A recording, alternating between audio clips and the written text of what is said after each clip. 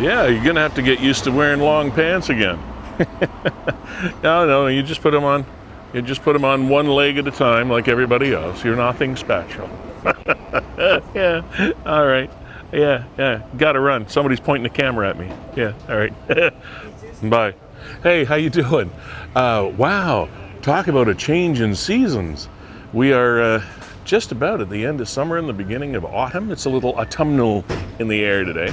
Welcome, by the way, to Season 4, Episode 20 of Niagara 411 Live with Sterry, fueled by Gales Gas Bars. We are supported by Verge Insurance Group, Hartzell Marine, as well as Ace Alignment, powered by WeeStream. Surprised Kevin's even here holding the camera this week because he's been so busy. And, by the way, we are headed into, as per usual, Fiddler's Whorehouse here on St. Paul Street in downtown St. Catharines. So come on in. We're going to get settled. There was a tragedy in Niagara Falls last week. On the 6th of September, a young man was stabbed to death. We're going to be speaking with a young lady that knew him well, his sister-in-law, as a matter of fact. She's going to be joining us on the show to talk about Miguel Flores. Tell us a little bit about this young man. Sad story. Also, another laugh fest, I guess, on the flip side of the coin. We have a comedy show coming up as a fundraiser. We're going to be talking about that as well here on Niagara 411 Live with Sterry. Even as we speak at this very moment, there is something going on Queenston Street in St. Catharines, right around the Bunting Road area, not too far from the Welland Canal. Big police presence. Something's going on. And we'll check on that as well in about 30 seconds. So come on in, let's get her done.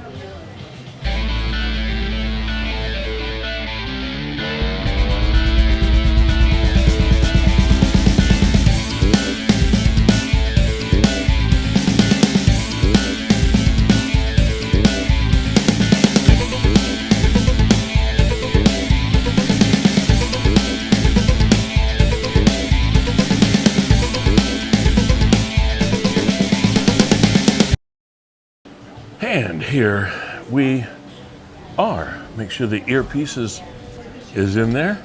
Wow. Kevin, the reason I'm hesitating here is I do want to talk about what's going on Queenston Street, and we're going to be talking again. This is a sad story. Going to be talking with Keya Destyni, who's the sister-in-law of Miguel Flores, who was murdered in Niagara Falls last week. That's coming up at about 12:20 today. Now, Kevin, let's go to what we know, if anything, about what's happening on Queenston Street Road in Queenston Street, right? Yeah, in St. Catharines, because large emergency services presence in the area of Bunting Road and Queenston Street. You know, not too far from Victoria Lawn Cemetery and the bridge across the Welland Canal, you know, the area.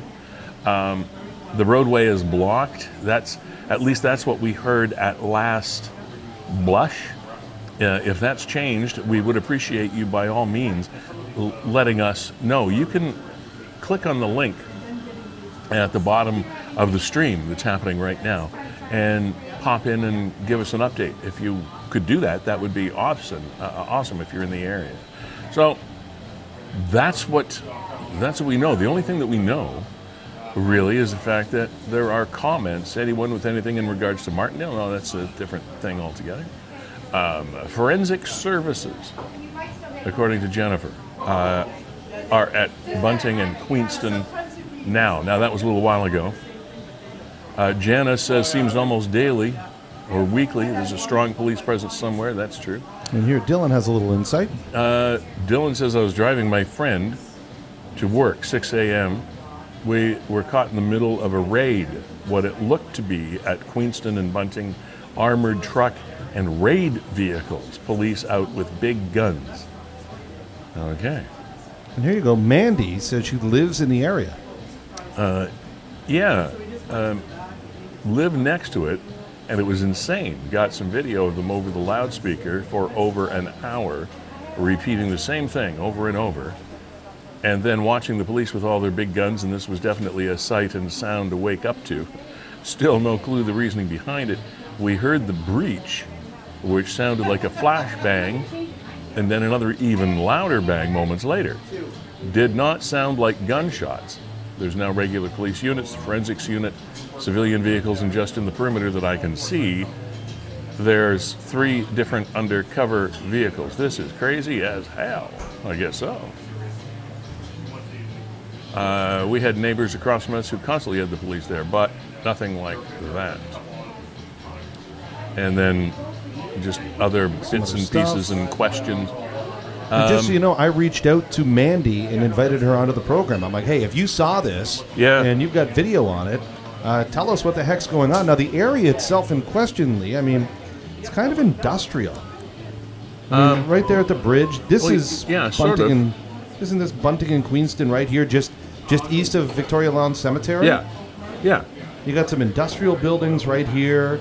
The Good Eats Diner, George's Greek Village. Yeah, the Good Eats is, as I said, right near the canal, right near the bridge. There are some homes here as these new developments go in. So, is it in one of the new developments? I don't know. I mean, Is it even at a house? I guess it is. I don't know. We don't know a lot. I mean, here are the comments from me asking Mandy if she wants to come on the program. Yeah. So again. Yeah, here you go. Alicia says same thing. My heart was pumping the armored vehicle.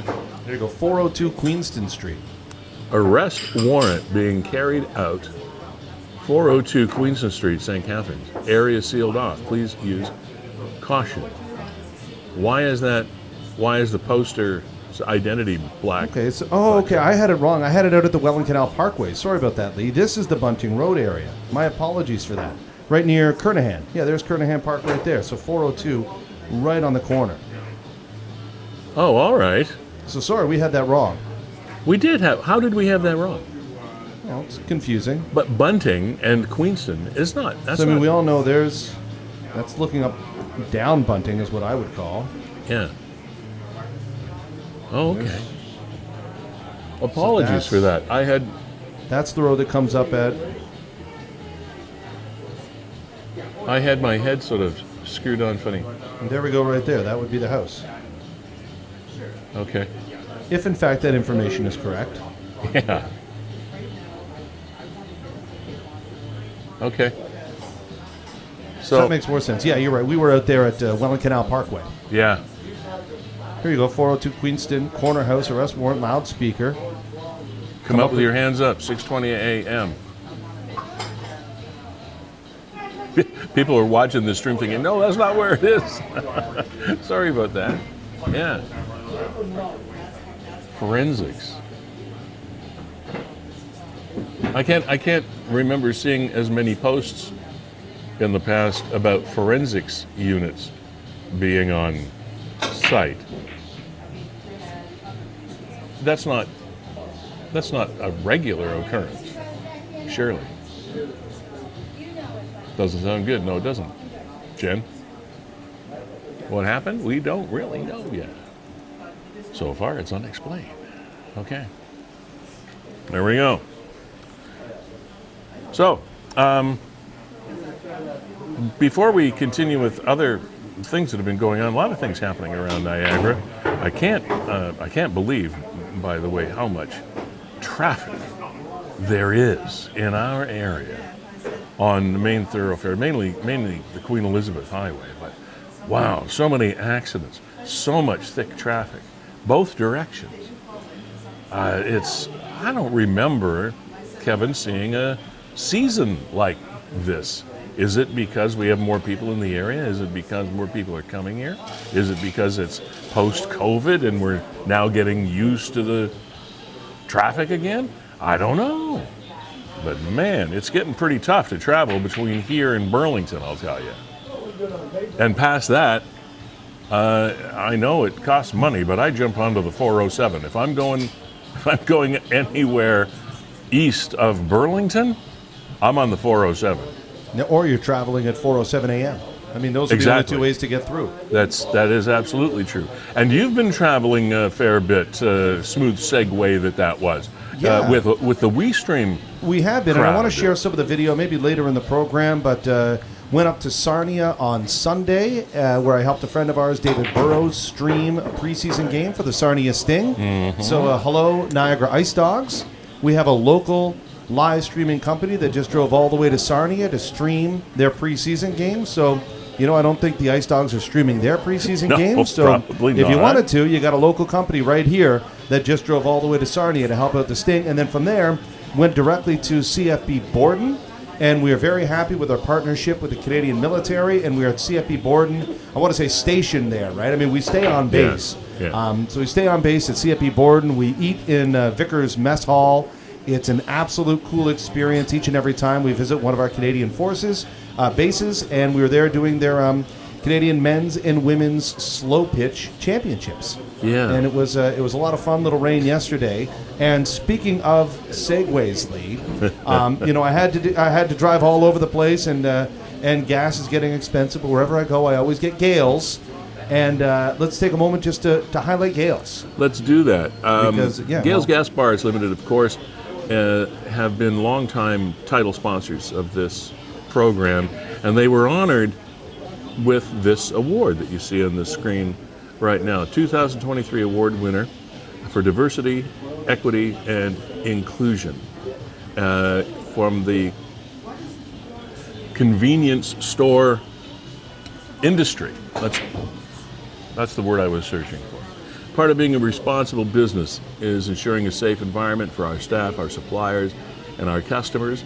That's part of what makes Gales a great place to support. Our commitment to diversity, equity, and inclusion has now been recognized on the national stage. We are the proud recipients of the Diversity, Equity, and Inclusion Impact Award from Canada Convenience Store News. And congratulations. We've been talking about that inclusiveness of Gales for quite some time on this program. They're rainbow registered, which very, very few companies in their sector are, which means it is a safe place for staff and customers alike of the LGBTQ plus community. There it is, 2SL, and there's a lot of different letters involved there, but you know what I'm talking about.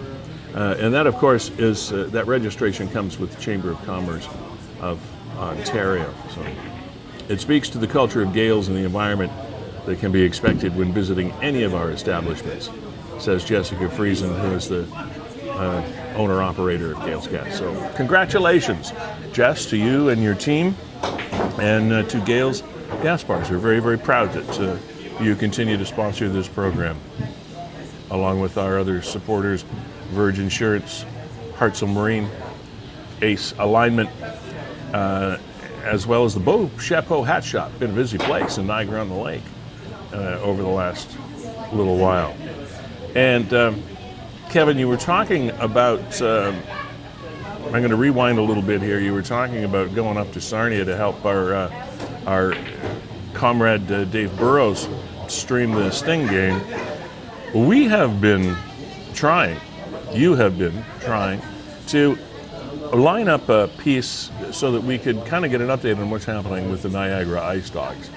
And it's been like pulling teeth, as the saying goes, to get anywhere with setting something up like that. You went through some hoop jumping over the past week trying to get... Well, I mean, I think that would be an overstatement. I mean, really, we talked to their communications person, had a great conversation with the guy, young guy, full-time employee there, Niagara Ice Dogs. Very happy for him that they hired local from Brock University. Followed up with an email saying, hey, we're looking to have Darren join us next week on the program right at this time. Just Darren to talk, is the owner of the club. The new owner of the Niagara Ice Dogs, talk about the season ahead and what's going to happen, et cetera, et cetera. And we literally just never heard back. Yeah, it's they too bad. Never responded to the email, even saying, sorry, Darren's not available at that time. Yeah. Just didn't hear anything. Yeah. So we do try to keep in touch with all things Niagara, and of course we've got a hockey season coming up, and well, it's here, I guess, for all intents and purposes. So Anyway, just want to let you know every now and then that we strike out. There's another sports reference. Speaking of which, there have been a few strikeouts in the Toronto Blue Jays games. Gosh, they've been hard to watch over the last little while. What is it? Vladdy and the shortstop, Bo? Bo, yeah. 0 for 16. They're 0 for 16. Both of them are 0 for 8. Not gonna win a spot in the playoffs playing like that. No, it makes it very difficult. Lee, here's what I'm coming across. There was a big fire downtown. I'm just going to get Keya lined up here for that interview. But this fire downtown last week, boy, oh boy, had lots of people talking right at King Street, just around the corner from us here. Not too far at all. Boy, we've had a lot of buildings go up and come down in various stages for various reasons over the last while in downtown St. Catharines. Fire department on the scene 4 days ago.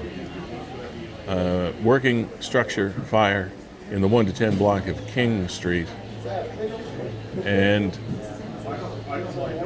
chances are that building, that structure is going to have to come down. It doesn't look much like it's going to be able to be saved at all other than to just knock it down and put it back up. I could be wrong, but it doesn't bode well for that building.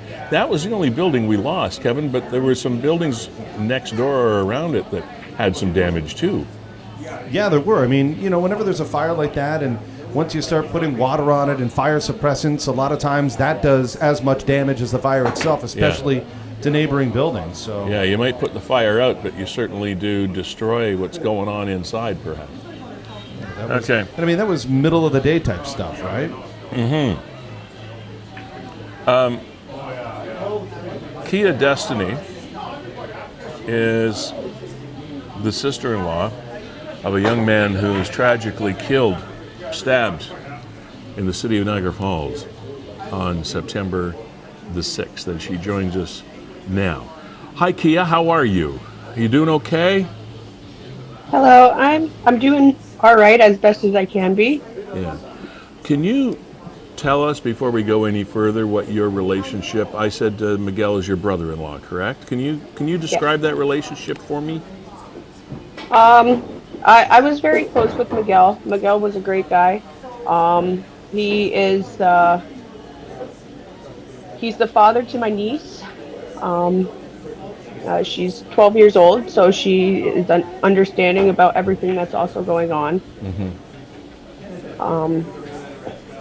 And as I understand it, there's a large group of people that have known each other for a long time, of which you and Miguel, our friend Justin Preston, and other people have been pretty closely knit over the years. Am I correct in that? Yes. Give us the background. Now, this Miguel lived in Fort Erie? Yes, Miguel lived in Fort Erie for years. All of us did, and we were very close. We went to high school together. We stayed in contact after high school. We were very close, all of us. How old was Miguel? Miguel was 30 years old. 30. Okay.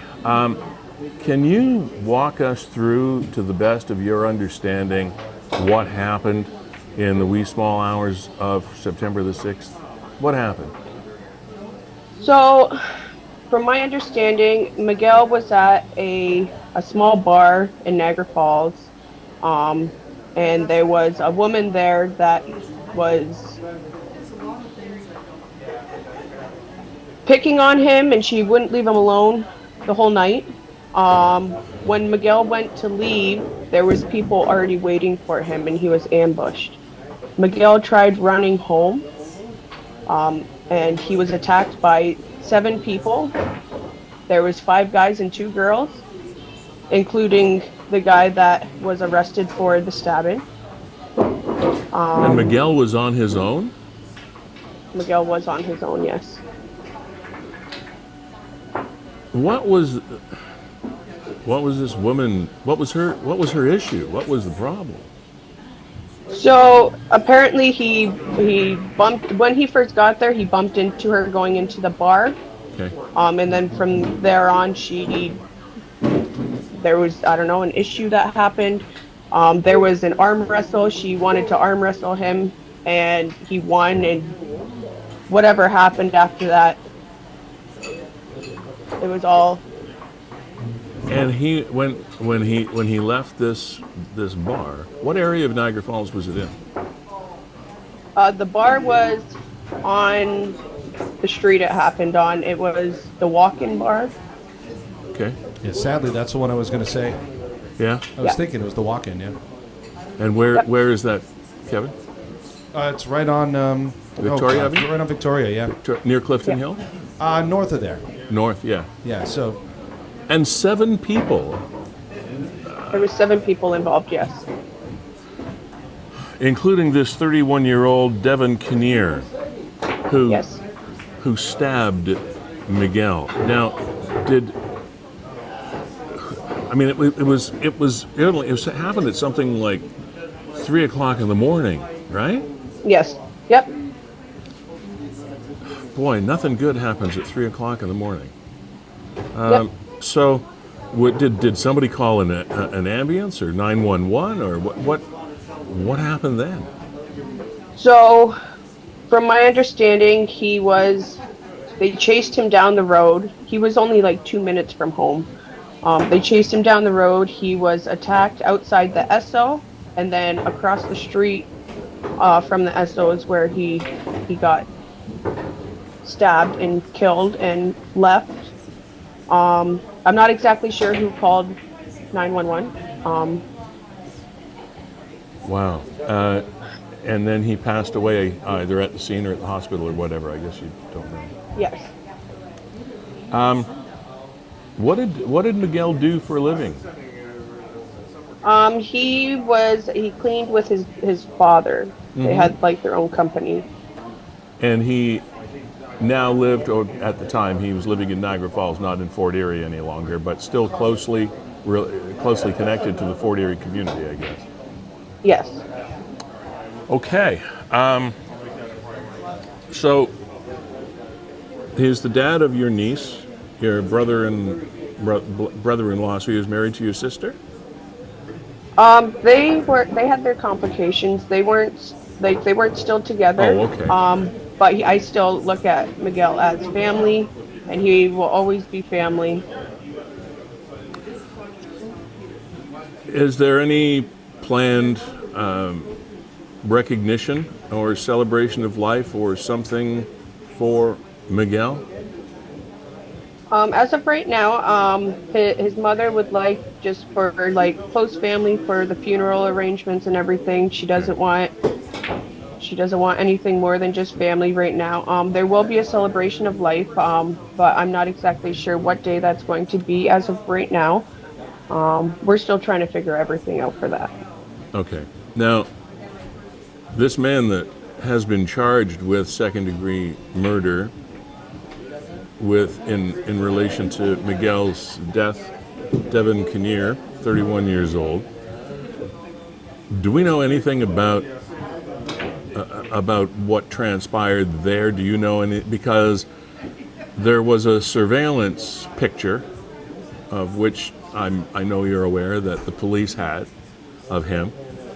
Yes. And because of information received, it was obvious that he was going to be identified, but he turned himself in the next day. Yes. Do you know what transpired between the incident and that happening? Do you have any background on that? No, I'm not exactly sure who he is or what involvement he had in it. Mm-hmm. This was the first time of me ever hearing his name. I'm glad he turned himself in. It was the right thing to do. But yeah, I'm not exactly sure who he is. Okay. Keya, Kevin Jack wants to pop in and ask you a question. Yeah, here. sorry, Keya. Just sprang to mind. I mean, Miguel was there by himself that night. So where are you getting all your information from? I know people that were around when it happened. I know there was video footage of things that were happening from different locations. So. Okay. Was it Was it normal for Miguel to be out at 3 o'clock in the morning? I guess if you say it was close to home, it was a local meeting spot for him. Yeah. He was only. The bar is literally like 5 minutes from his house. My goodness. Is there anything else that we can pass along on behalf of the family or yourself? Anything else that you'd like to say while you have the opportunity? And I know you're kind of broken up about it, and I don't want to put more pressure on you than you need. But I thought we'd give you the platform before we say goodbye, if there's anything else you wanted to say. I would just like, if there is anybody else that was out there that witnessed what happened or has any information on what happened, to please come forth and talk to us or police and help us. Okay. Help us. I got you. Yeah. Kev? Keya, how does a disagreement with one woman in a bar turn into being swarmed by 7 people outside the bar? Do you have any idea? Have you heard anything? I'm not exactly sure. I do know that Miguel was robbed of all of his money he had on him and all of his jewelry. I don't know how it had to come to a man losing his life. Now, but yeah, we've heard that Miguel was a good man, and he was a great man. I don't doubt that for a second. Was he ever prone to getting involved with altercations like this at all in the past? No, Miguel did not like. He didn't like fighting. He didn't like any of that. He was a peaceful person. He was always the one to stand up for what he believed was right. So this is very shocking to all of us. Keya, this is the first that I'm hearing that there was more than just the person who was arrested involved. Have you heard anything from police, or have any idea as to why they're not casting a wider net? I mean, it seems that there are 6 other people that are accessory to at least assault, if not murder, on some degree. I'm not exactly sure. I haven't directly talked to the police as of right now because I was not there. But as I am hearing more of what happened, I'm not exactly sure. There was one story, or a piece of a story, that I read that said it began as an altercation between 2 groups, but to hear you tell it, Miguel was entirely alone. Yes. He was not with anybody else? No. Okay. Well, we're very, very sorry for your loss, and please pass those condolences on to the family.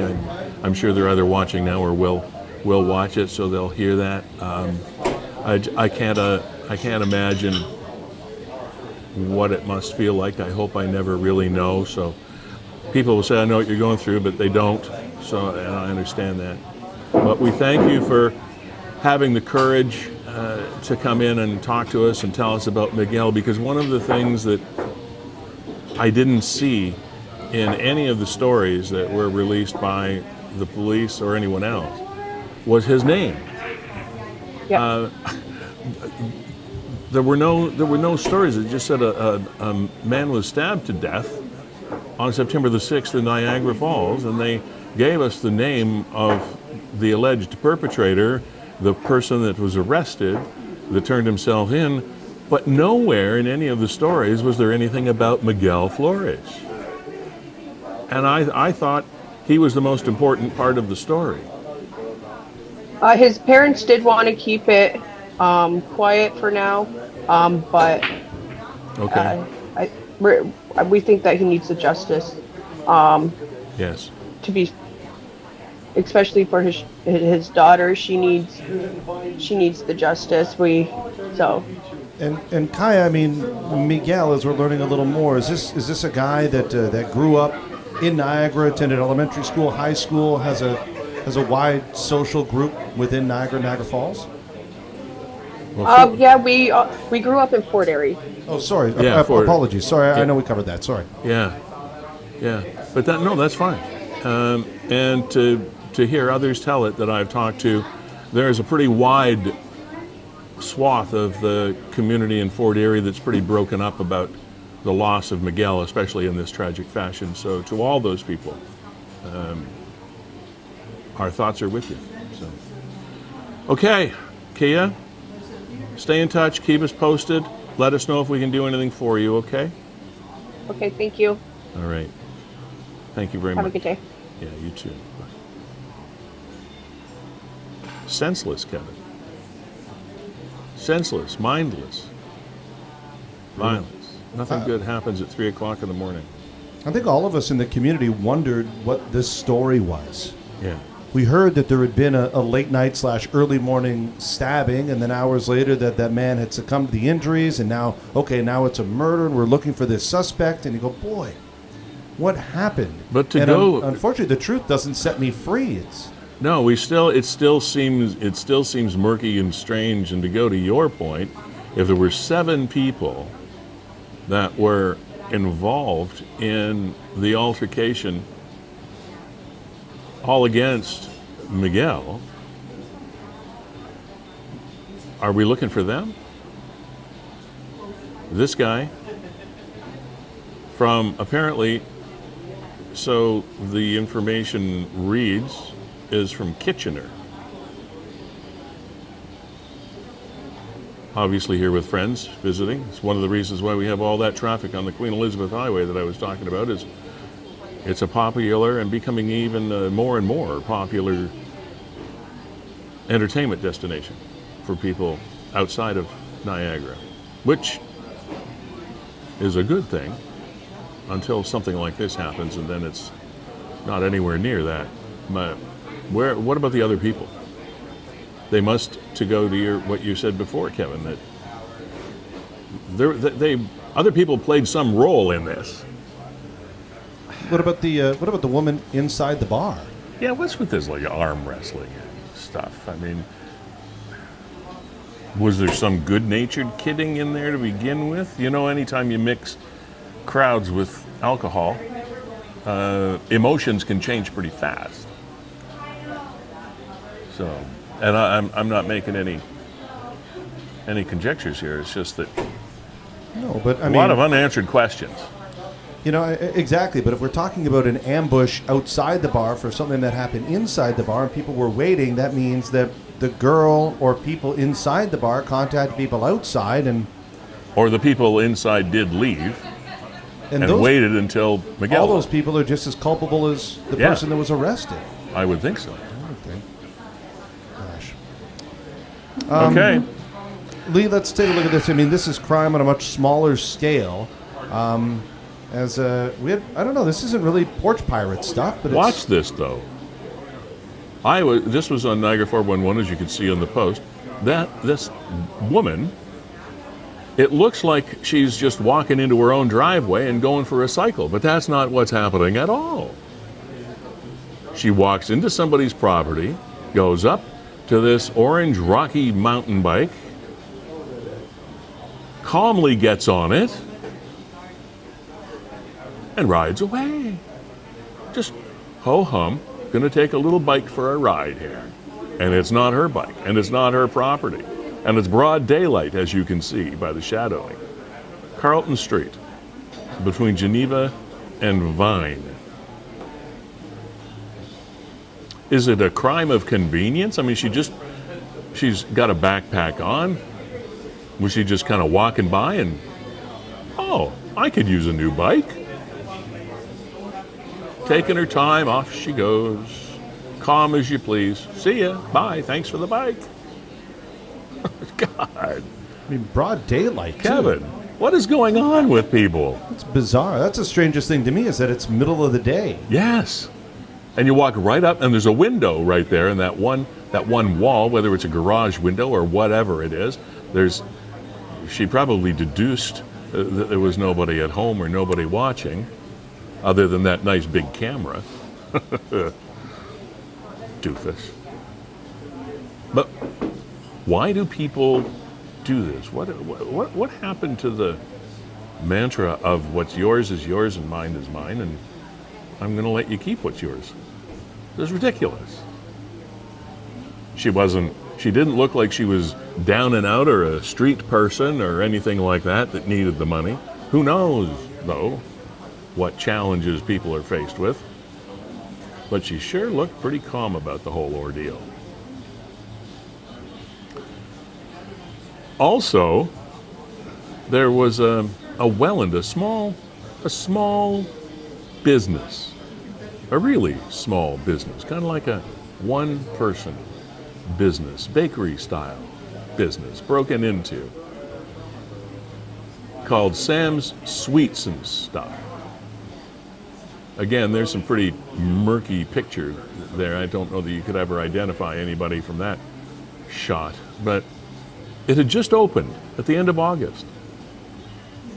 It was broken into and robbed. Countless items were stolen: food, tablets, cell phone, Kojiko box, all of the baked goods that this lady had made for the following day, cupcakes, etc., 4 packs of soft drinks, chocolate bars, like someone's livelihood. A small business, smaller than small business on King Street in Welland. Devastating for someone that has a dream of running their own business and having a life that they've made for themselves. Disgusting. Why are you stealing cookies and brownies? I understand that people have all sorts of needs and they break into places to try to get money and such, but brownies and cookies and like you're just being mischievous for no reason. Not that there should be any reason for breaking into some place in the first place, but you know what I'm talking about. At least leave the person their livelihood. I don't know. It becomes a little depressing, Mr. Jack, for me sometimes. When I watch what humans do to humans, it's disheartening. When it's so petty, it is. I don't know why. I mean, do I give a pass to things that are a little more targeted? Like, okay, it was a complex bank robbery. Yeah. I don't know. Do I cheer for the heist more than the smash and grab? I mean, we shouldn't, but this stuff is just senseless. Like, well, just walking along the street at 3 a.m, so I'll smash this window and take what I can. Yeah. Millions and millions of dollars worth of stolen goods from an airplane in Toronto doesn't bother me nearly as much as this little smash and grab in Welland. Yeah, I don't know what that makes us, but I would agree. I don't know what it makes us either. It's just so maddening when just the regular person on the street, your neighbor, is put through that kind of trauma. What sort of motivation is there to continue on or to pick yourself up and dust yourself off and get on with your life if you can? Because chances are there was quite an amount of personal investment in that stuff that was taken. Even the time involved in baking those things and stocking those shelves and it's just nasty. Nasty. Here, let me share one with you here. That one was, what was the name of the shop there that was robbed? Sam's Sweets. Yeah, Sam's Sweets and Stuff. Yeah. So it reminded me, as I took my little trip, I went from Sarnia to CFP Borden on Sunday night. Yeah. And that brought me through a lot of lovely small towns, including Listowel. Haven't been to Listowel since my hockey playing days. Long time I was there, yeah. And couldn't help when I went down. Look at the name of that store that's on the main street. Diana Sweets in Listowel? In Listowel, and I drove right by it. And of course, for those of us that know Niagara well, Diana Sweets was a long time local restaurant right here on St. Paul Street in St. Catharines. I mean, look at that. Is there any connection? Does anybody know? Well, it's quite the coincidence. It is, and it looks like old-timey. It does. You know, like there we go there with an old, like that looks to me, that blue sign is a little older. That sign right under the door looks like it's old-timey. Welcome to Diana Sweets. Isn't that something? You never mentioned that to me before. It's the first I've seen that. No, it was reminded when I saw the, Sam's Sweets. And I was like, right, I drove by Diana Sweets and I did a double take. And I mean, look at that. Isn't that something? Is that, I mean, Diana Sweets on St. Paul predates my time here. Yes. Is that sign that's on the screen now, was that the same sign? I don't remember. When Diana Sweets in St. Catharines was in its heyday, I was spending more time in Niagara Falls. I grew up more in the Falls area and Black Creek, Fort Erie side of things. It wasn't until I was a little bit older that I started spending more time in St. Catharines. So I don't have a really clear memory of its signage, so I couldn't speak to that. But it sure is a coincidence. So there it is. I mean, I know I was in Diana Sweets. They had the beautiful old style booths that we sat in. Small little town of Listowel. Isn't that something? Crazy. Yeah, it'd be nice to know if there was a connection there somewhere. We have a missing person also that we wanted to highlight. His name is Joel Mills, and he's been missing how long now, Cal? Just getting to the report here. Yeah, but, okay. Sorry, I didn't mean to spring that on you. No, but I saw today, and I'll try and pull up that as well, that there's, I think there's an organized search going on either today or in the next couple of days. But here, we'll get some of the details out there. So it's not a case necessarily of just him being someplace and people don't know that he went there. He really is missing. 31 years old. Officers assigned searching for Joel. He was last seen September 6th again, okay? 11 o'clock at night on September the 6th, last week, in the area of Jepson Street in Niagara Falls. Joel's description is as follows. Give us a little scroll, if you would, there, Kev. I know you're doing other stuff behind the scenes there. White male, 6 feet tall, 200 pounds, red curly hair, red facial hair. The cops, as well as the family, concerned for his welfare. So, as per usual, if you have any information or have you seen Joel since the 6th of September at any time, get in touch with law enforcement. 688-4111. Unfortunately, we know that number all too well. Well, you know what, Lee? I don't want to. I don't mean to make light of a serious situation. I want to pull up some more information if I can find out about that search party. But I think it would behoove all of us to take a picture of us holding a cat. So I mean, is that not the cutest missing persons photo? Yeah. And again, I know it's very serious, and my apologies to the family for the insensitivity of that. But I mean, come on. You can't be an animal lover and have people not wonder where you are. Animals and children, worth 1,000 words, so says the picture. Here, Lee, I want to see what the internet tells us here. So I'm just searching for his name. There you go. This is actually my sister-in-law. He's a cousin of somebody they know. Okay. Contact police.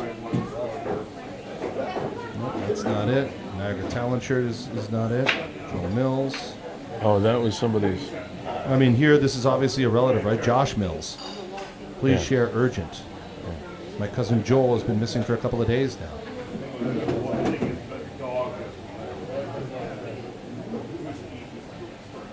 Obviously, there's somebody else, maybe. I've been asked. Okay.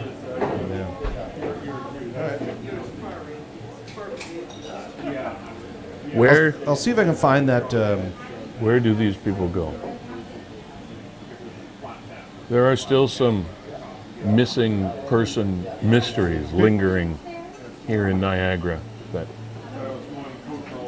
You go, Leo, have throw us this up. scratching our heads. So this is from Josh, which again identified okay. as a cousin. Yeah. Search plan for tomorrow evening, 18 5 hours o'clock. ago. So that would be tonight. Yeah, I was gonna say, yeah, it was posted 18 hours ago. 5 o'clock this afternoon, Shoppers Drug Mart, Victoria Avenue, Niagara Falls. Planned search. Yeah, there we go. September 13th, around 5-ish. Right. They're going to walk down near the whirlpool and the gorge. There's going to be some maps of the area printed out to have with whoever joins the search, and to have lots of flyers. If you're able to join, that'll be great. If you can't come till later, message them and they can let you know where they are.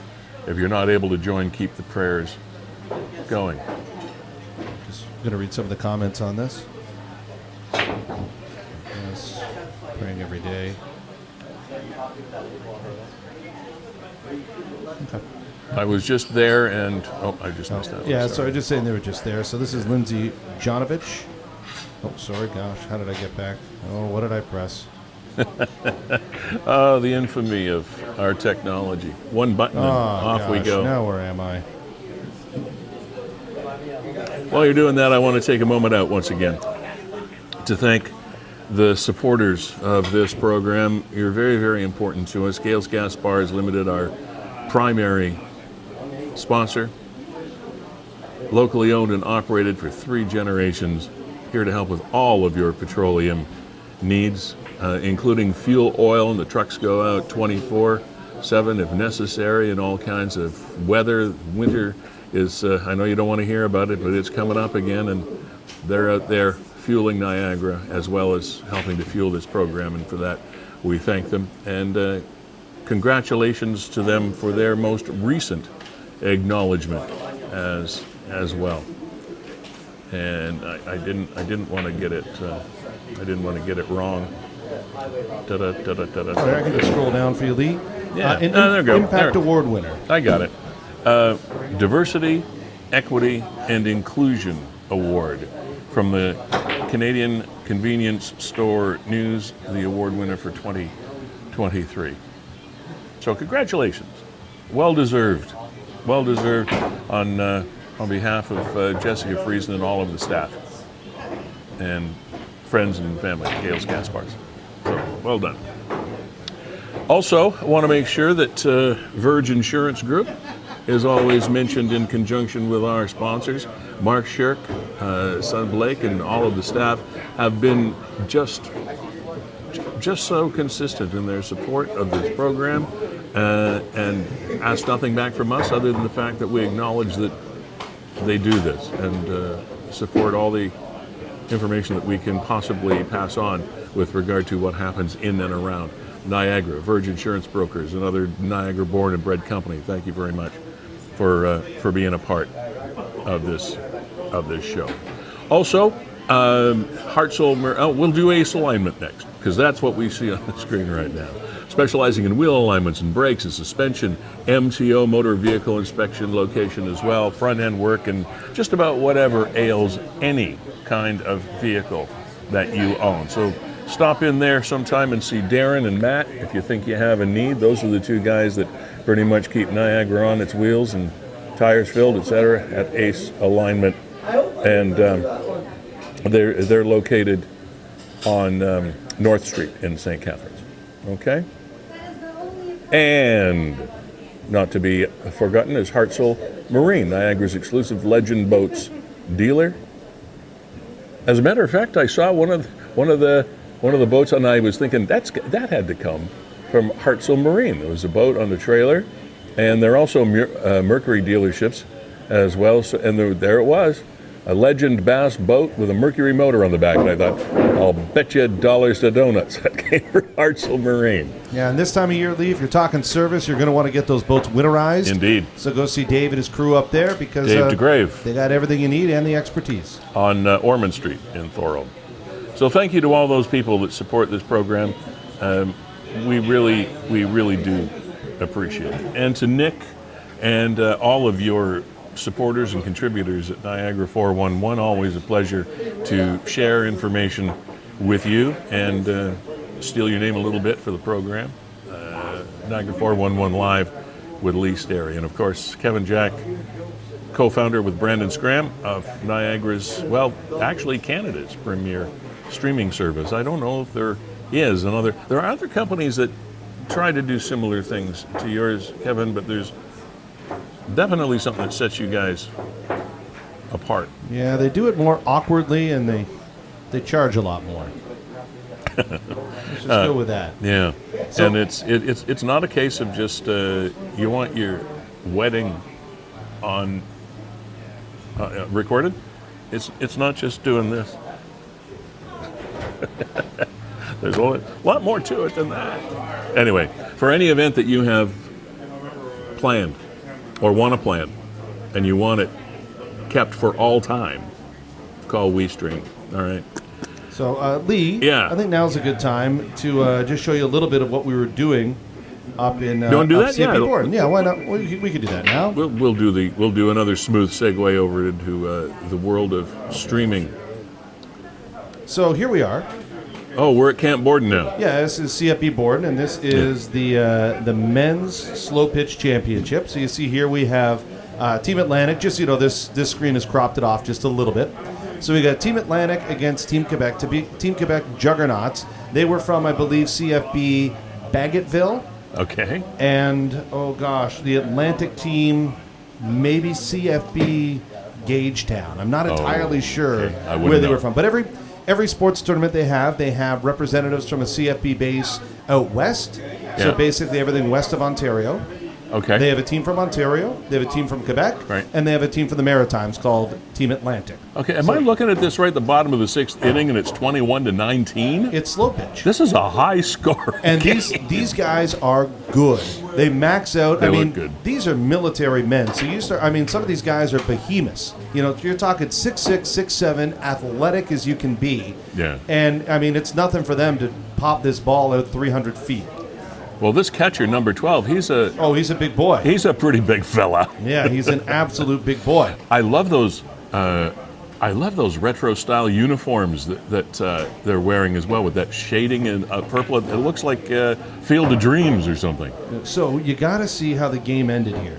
So they actually go into, I think this is it, bottom of the 6th. So we got to get to bottom of the 7th. I'll just skip ahead here. Yeah, they play 7-inning games. Yeah. So Quebec was, the first seed through the round robin, and these two actually met in a prelim in the playoffs. So, all right. Team Atlantic, they got to score 4 runs to force, and they do. So they end up tied 23-all going into the bottom of the 7th inning. Okay, so let's go ahead here. All right. Okay, it's still Atlantic tying things up. Okay, good for them. Oh gosh, I gotta skip far ahead. Oh, there they are in the dugouts. Okay, so now we're bottom of the 7th. Okay. All tied at 23. Okay. So here's the situation. First runner gets on, then they get an out, I think. Anyway, we end up in this situation where we got a runner on first, runner on third, 1 out. All right. And this absolute, tree trunk of a man comes up, and they just decide collectively, okay, let's just walk this guy. So now they got bases loaded. Bottom of the inning. Here we go. This is the guy here. This guy's a behemoth. They see him warming up there in the on-deck circle, and they're like, yeah, we're not going to pitch to you. Oh, no, wait. Okay, this is the guy they are going to pitch to. Okay, so here you go. Yeah, they already, the guy is on first base, the big guy. So the guy got on first, second, and third. There's 1 out. Right. All right, so you're and if 1 run scores, it's game over.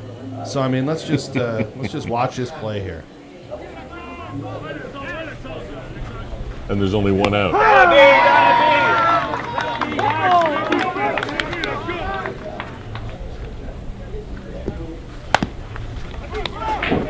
Uh-oh.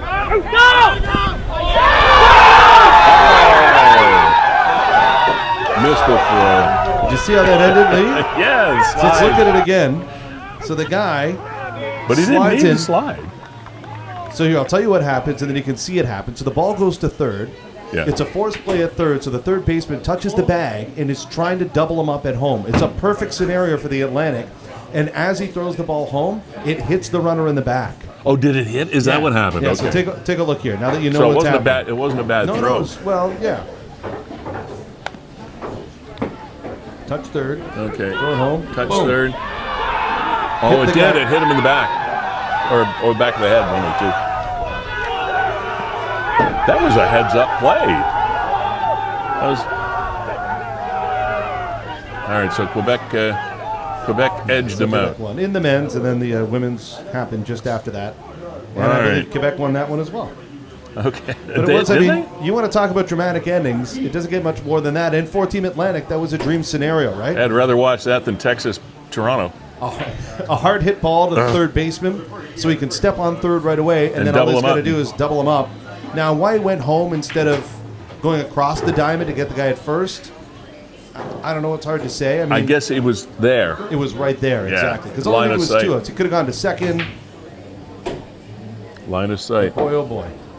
That was a good ending. Want to do the scams, Lee, or where do you want to go? Yeah, let's do that. And now, because I want to give an update a little bit later on the Heartland Forest as well. We were going to touch on Right, that. okay. So start with the one from the city of St. Catharines. Okay, City of St. Catharines issued a statement saying that they do not have employees of the city doing any research by phone or otherwise to find out about your electrical usage. There have been quite a number of calls that for some reason there is someone or someone's representing, they say, the city of St. Catharines conducting a study on electrical use. Now, as part of that scam, whether they go toward trying to sell something that's going to conserve electricity or whatever the hell it is, I don't know. But it's not legit. They're not doing this.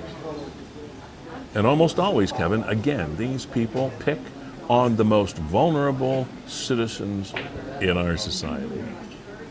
Most of them are older people.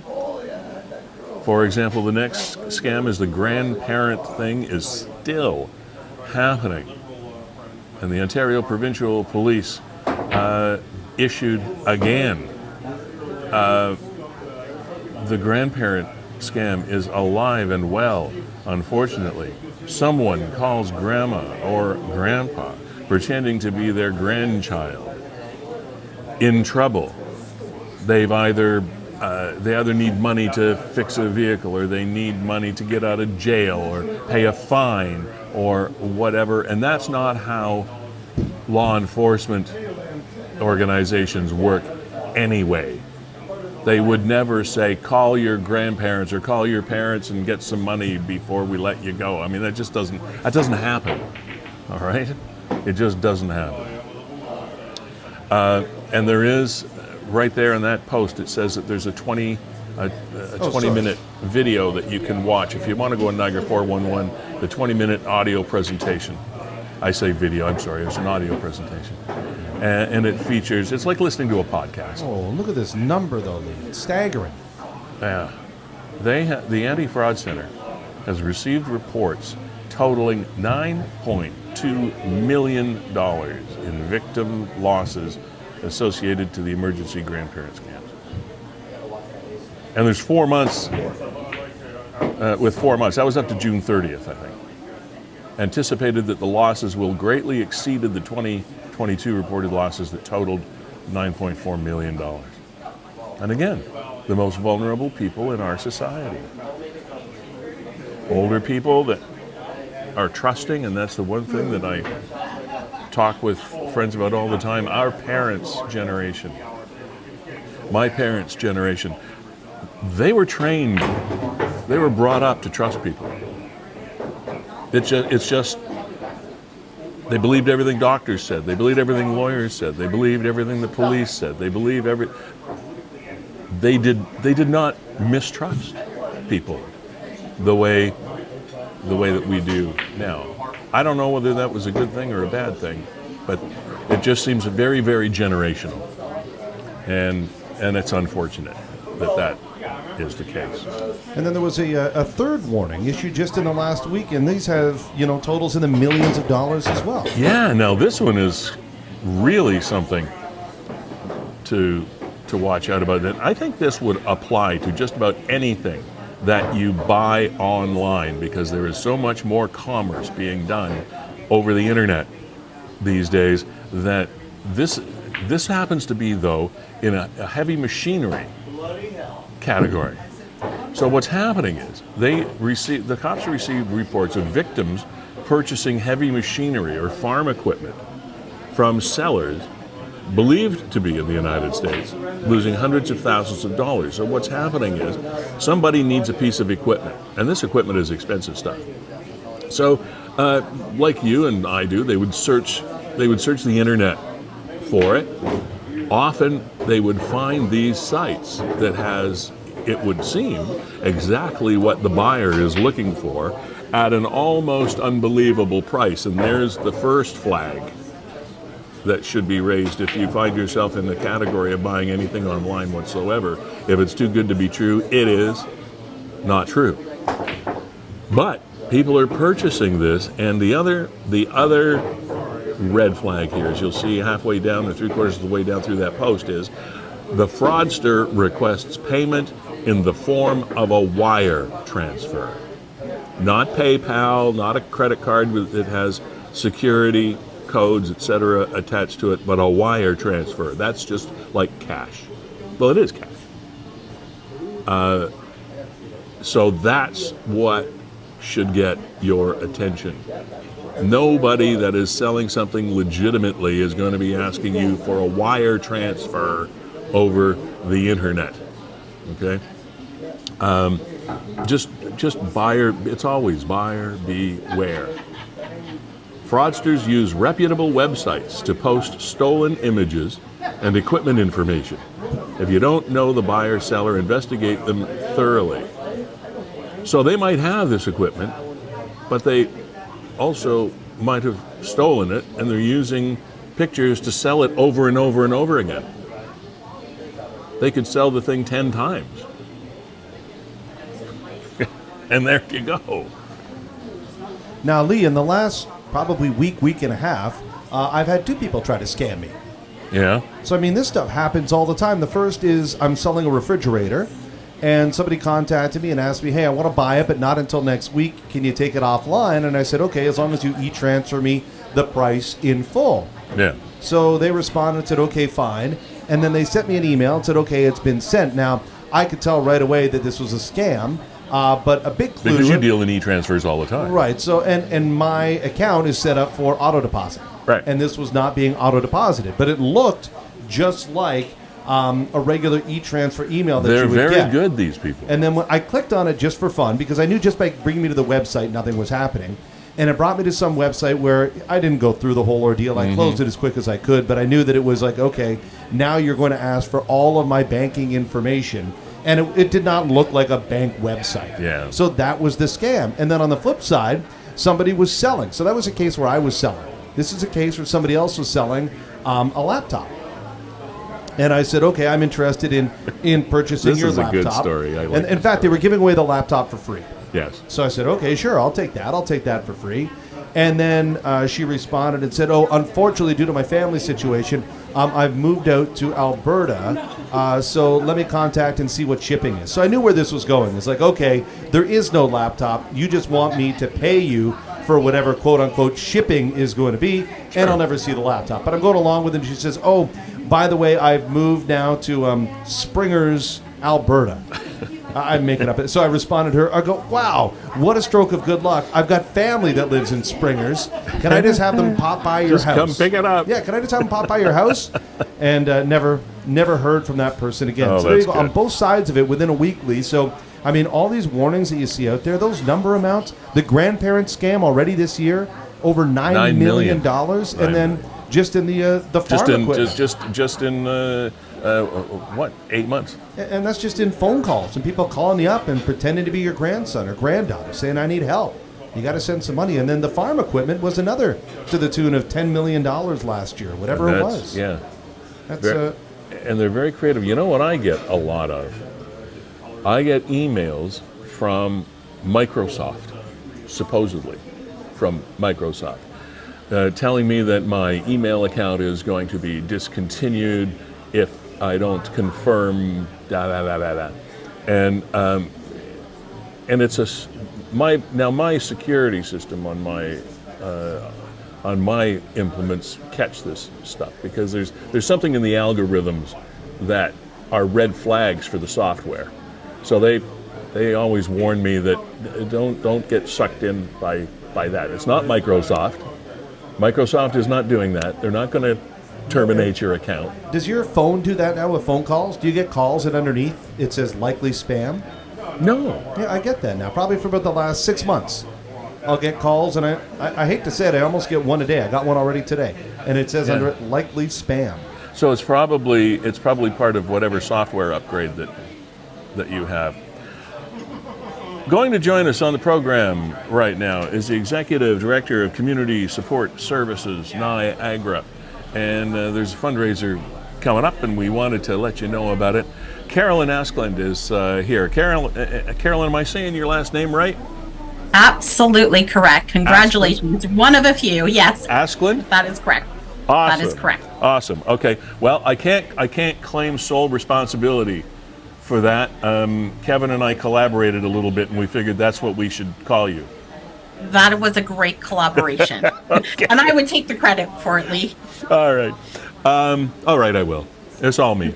Okay, so first of all, tell us about Community Support Services of Niagara. What do you guys do? So thank you for the question. So here at Community Support Services, we're a not-for-profit agency supporting the entire Niagara region, and we support seniors and adults with disabilities to live independently in their home through some support services or some social services. So programming includes transportation, where we would drive seniors to medical appointments, homemaking. Meals on Wheels is one of our more widely known services, delivering a hot meal. Right. We also offer lunch out programs, friendly visited, in-home assessment, and all of this is delivered through some dedicated volunteers, about 300 plus volunteers that help us in implementing these services. Now, you must receive some sort of grant support, but usually the grant support is not enough. You need to top things up, which is why we're talking to you today, right?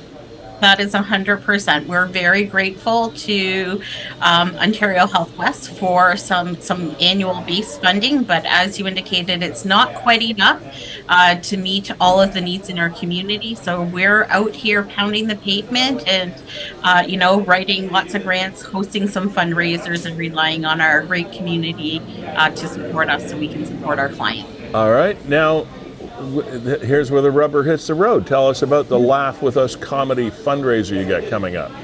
Yeah, so we're really excited. So we have partnered with Garden City Comedy, and this Friday night, September 15th, starting at 7 p.m., we have 4 great comedians lined up to entertain our guests. So we have David Green, Chris Jarvis, Thomas Callan, and Jimmy England are about to take the stage for a great night of laughs. And all the time you're laughing, knowing you're supporting seniors so they can continue to remain in their home, happy and independent. And at Branch 4 of the Royal Canadian Legion in Welland, right? That is correct. 383 Morningstar Street in Welland is where we'll be. Our doors open at 6 p.m. The show starts at 7. We'll have access to a bar, so you can grab a beverage, alcohol or non, as well as we'll have a 50-50 raffle taking place that night as well. So a great evening out with some friends and maybe some new friends and a few laughs supporting. What is your target, Carolyn, for local fundraising for the organization? What do you try to bring in over the course of a year?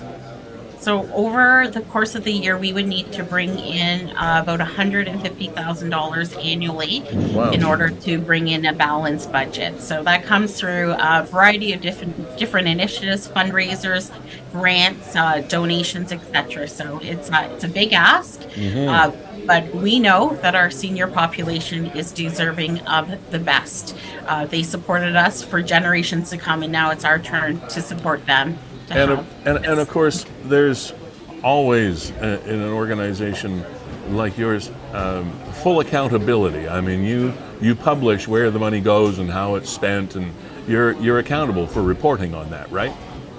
That is 100%. So each year we have an audit that takes place, and we report through our annual report, and our financial statements are on our website for anybody to go in and have a gander flipping through as to how we spend every single penny. Tickets are how much? Tickets are $25, okay. Or if you want to bring 8 of yourself and 7 of your closest friends, a table of 8 is $175, and you can purchase tickets by visiting our website, www.happyinmyhome.ca, and click on the link, and we'll happily process that order for you. Happyinmyhome.ca. That's a pretty good price for a table of 8.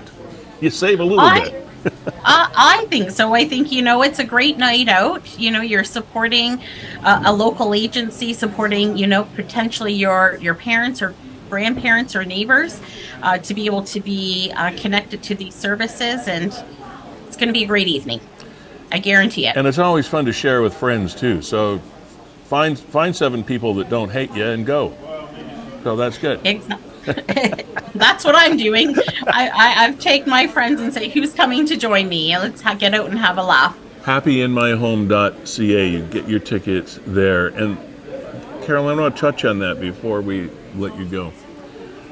It is so important for some people as they age to be in their familiar surroundings, to be in their home, to have some peace of mind in the fact that they're not going to have to be relocated to some unfamiliar and, for them, sometimes scary place. Not that the places are that necessarily scary, but it's important that these people are allowed to be in their own home. There's comfort in being in the home of your choice, 100%. And these support services mean that they have regular, like you say, Meals on Wheels being one of the more well-known services. But what are some of the other things that you do for people that we might not be aware of?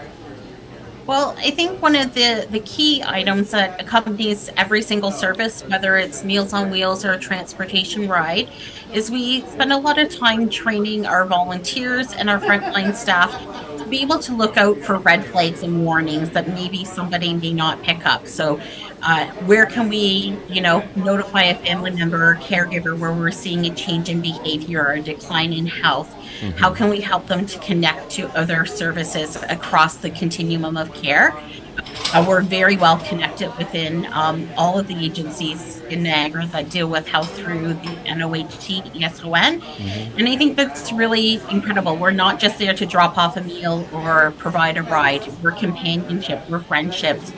Many of our clients live alone and indicate that they feel isolated and loneliness, and seeing a friendly and caring face means so much to have, a conversation, someone who's invested in your well-being. And I think that's the added benefit when you are receiving our services. If someone would like to volunteer to help you do what you do, how do we do that? Again, happyinmyhome.ca. Click on the volunteer tab, and there's a form that you can fill out and send it over to us. And one of the staff team will reach out to you, have a conversation, and really determine where we can match your interests, your abilities, and time within the greatest need. That's great. Laugh with Us Comedy Fundraiser. Happyinmyhome.ca is the website. Buy your tickets. It's Friday night, Branch 4 of the Legion in Welland. Doors at 6, show at 7, right? Correct. Okay. Carolyn Askeland. We look forward to seeing you there. Yeah, okay. Enjoy, have fun, have a lot of laughs. Those guys, I think we'll make sure it's a fun evening. Thank you very much for your time. Hey, thank you. Pleasure. Thanks for joining us. Take care. Bye-bye. Bye. All right, Kevin. Sounds like a fun night. Yeah, how could you lose? David Green always puts together a great show and a great lineup, and I got to give it a shout out there. They said from 6 until 7, friend of the show, friend of mine, David Iandrea. oh gosh, I think I butchered his last name, but great classic singer, and he's going to be crooning for everybody there, kind of just warm up the crowd as they pour in from 6 until 7. So that's part of the fun as well. All right, and we're going to have once again a Niagara entertainment group, I guess we call it, which will play us off the stage at the end of the program. Davis Hall and the Green Lanterns are going to be performing a song called Carrot Town when we say goodbye. But before we do that, I mentioned, Kevin, that we wanted to touch on the Heartland Forest that went through some sad times. Not all that long ago. There's some vandalism and things happened there. But we're back up and running, I think, and ready to go here. And I know Kevin had some pictures. He's searching madly for them. Yeah, right just now. trying to pull them up here. And I mean, well, here was the original one, Lee, and this was the senseless vandalism out there. Yeah. And I mean, it's so sad to report. I mean, you see what just happened. These are just ne'er-do-wells, you know? Yeah. Just people causing trouble just to be jerks, amongst other names we could call them. So we'll try and bring up the update for us here, because there is an update. While we're waiting for that update, I want to thank Keya Destyni for coming on the program. She's the sister-in-law of Miguel Flores, the young man, 30 years old, who was stabbed to death in Niagara Falls on September the 6th. After a confrontation, somehow, that took place with 7 people against Miguel, after having spent some time in a bar till the wee small of the morning, about 3 o'clock in the morning. And there are still unanswered questions, but I suppose in time that will come out. And a 31-year-old by the name of Devin Kinnear, ostensibly from Kitchener, turned himself in the next day, and police arrested him. He has been charged with second-degree murder in connection with the death of Miguel Flores. And I want to thank Keya for being strong and coming on and telling us about Miguel. All right, let's leave on a positive here, Lee. Let's do that. And this is the update from Heartland Forest, and I mean, there's the Heartland post right there. Looks nice now, doesn't it? There we go. Thank you to our amazing community. The bridge rebuild has begun. Cheers to all those who sent words of encouragement and to those who gave financially. We're so grateful. Special thanks to Rona in Niagara Falls for helping us with the materials, and to Junior General Fences for volunteering their time and skill today. Alongside our woodshop team, Adam Kane gives them a thumbs up. So to JR General Fences and Rona, good on you for donating materials to your community. Well done. And yeah, you can see it, some of there. Yeah. Nice when a plan comes together. But think of the senseless cost of doing this. If people had not stepped up and contributed and donated materials and effort and such, you know, flip side of the same coin, I guess. You get the jerks on one side and the angels on the other. So good job.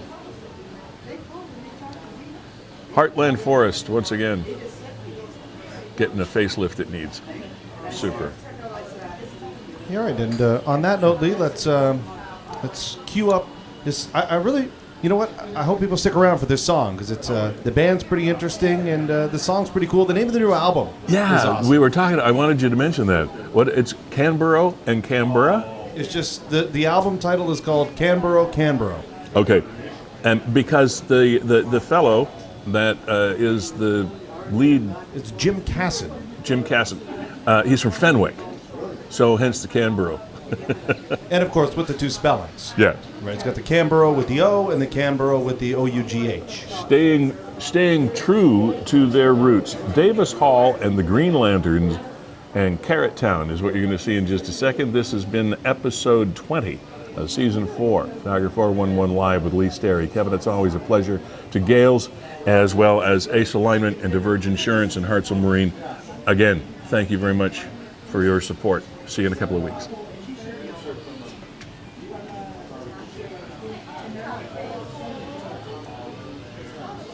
This record is specially designed to teach any healthy, normal parakeet to talk by using a scientific new method. A carefully trained voice repeats over and over the same words, the same phrase, in a manner that most parakeets are most likely to imitate. Good morning.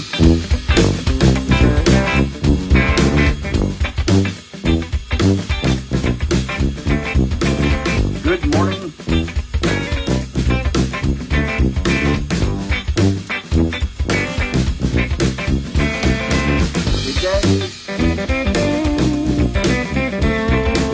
No music.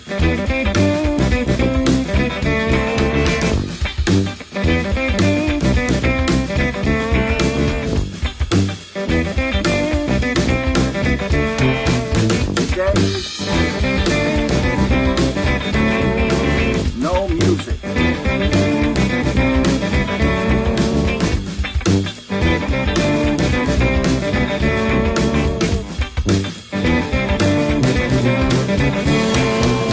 Good morning.